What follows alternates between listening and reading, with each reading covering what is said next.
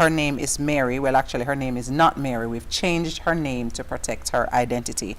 And she has, in fact, been impacted in a very real and personal way. And I just wanted to thank you, Faith and Mary, for joining us here today. I'm going to start with Mary. I wanted you to give us a sense of some of the things that you went through that took you down that road. Okay, hi everyone. From I was in prep school, I've had a series of rape cases, and it followed by depression. So there was rape situations, and then because of that it resulted in depression. There was, I believe it was between the age 7 to 9 when the first one happened. I remember I was in the classroom and I was packing up to leave, putting my books in my bag, and one of the young men held me down in the classroom, and he pulled on my underwear and he was trying to have sex with me. I was fighting it. I was fighting it. So he didn't get to go all the way. So that was the first time. It happened again when I was also in prep school again. With that situation, I was in the classroom and there were 4 friends who were there again. They were around the same age, around 10, 11 or so. And when I was about to leave the classroom again, one of them held me down and wanted to have sex with me. That one I had used my pencil and stabbed. So, and there was a case in high school where I was doing a class and I left the class to go and get some items for a different class, and when I went in the other classroom to do so, the young man, he held me down on the table and he held me down on the table and he was trying to have sex with me, and I was trying to fight him. He called one of his friends and it resulted in the friend holding me down while the other one trying to take off my underwear and have sex with me. And I fought, and I was coming out of the classroom door and a nail ran up in my hand.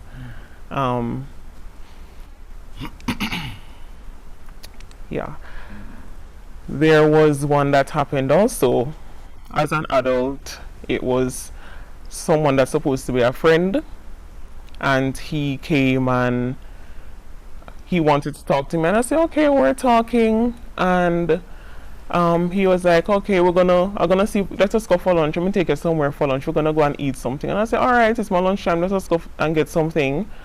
And when I went in the car and sat down, he just put down the locks on the door and he held me down in there and started trying to take off my clothes. And he was a police officer, and I fought that one also. He penetrated a bit, but I was fighting it also. What I realized is that most of these persons are bigger in body than I am. With all of these things that had taken place, I had tried to kill myself many times. So it was a situation of me trying to hang myself. It was situations where I had tried using knife to kill myself, and the last resort for me was to take medications, sedatives, so I can just fall asleep and don't wake up. That was it. I didn't tell my parents about anything until age 12. When it is that I mentioned it, because I didn't want to feel the shame of it, or I didn't want them to say, oh, it's your fault. Not that they would have maybe said it, but because you don't know, how do I go and say these things to my parents that this is what had happened.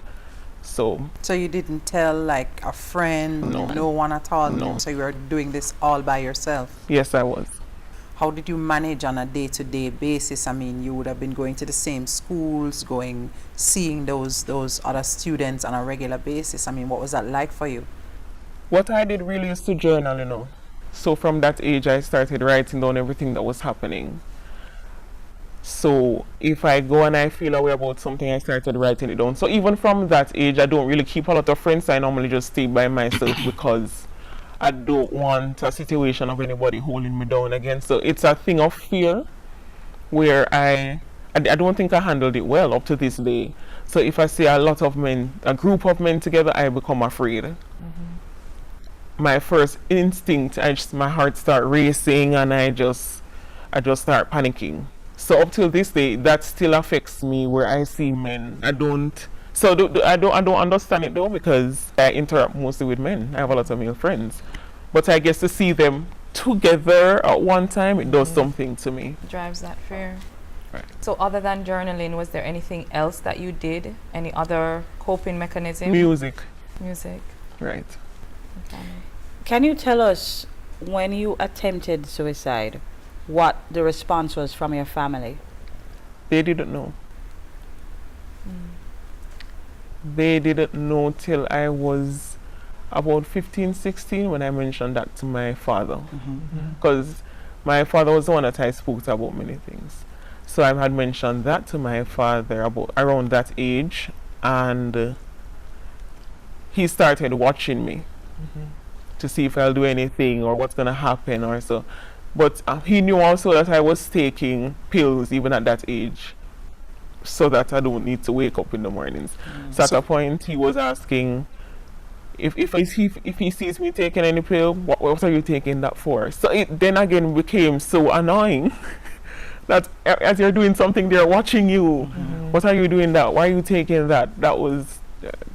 So Faith, is that normal? I mean, is it possible that you could be in a family? I mean, how often does that happen where you are able to mask that and the people around you, your father, your mother, your sister, your brother, is unaware that this is happening to you?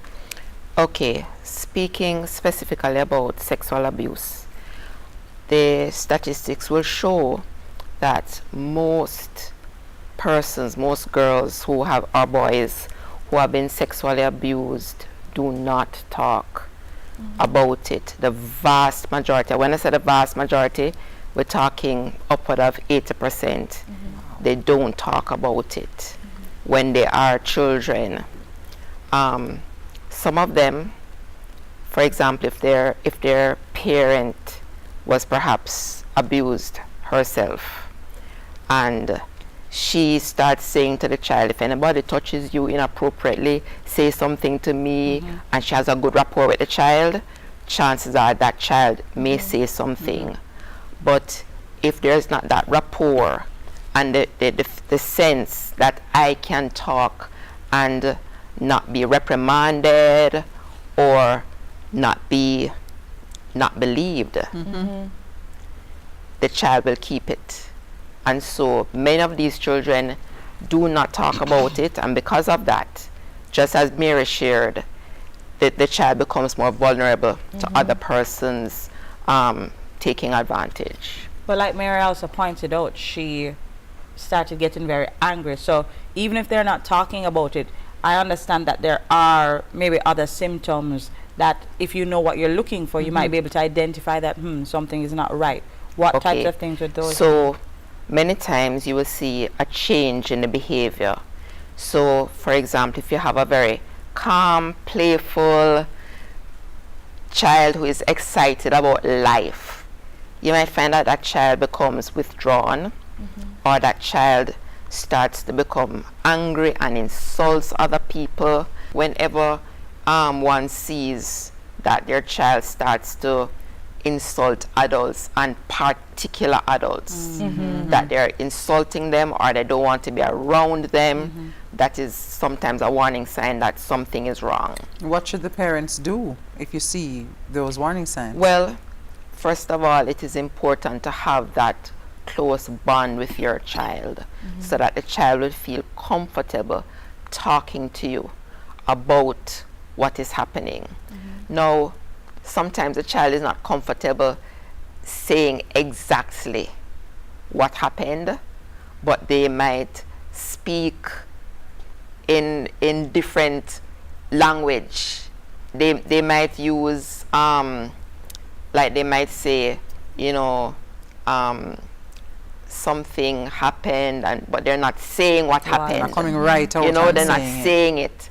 But if you notice that your child is normally expressive and speaks about what is happening, and then the child starts to lie, sometimes that is a dead giveaway that your child starts to lie, or they try to start to be secretive. That is also a sign that something is wrong. So do you then prod the child and seek professional help? Definitely.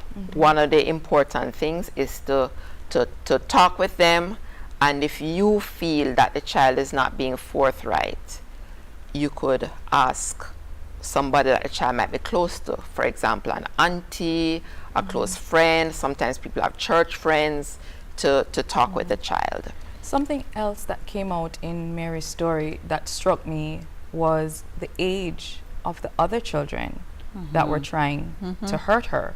Because these are, she said, 10, 12-year-old boys.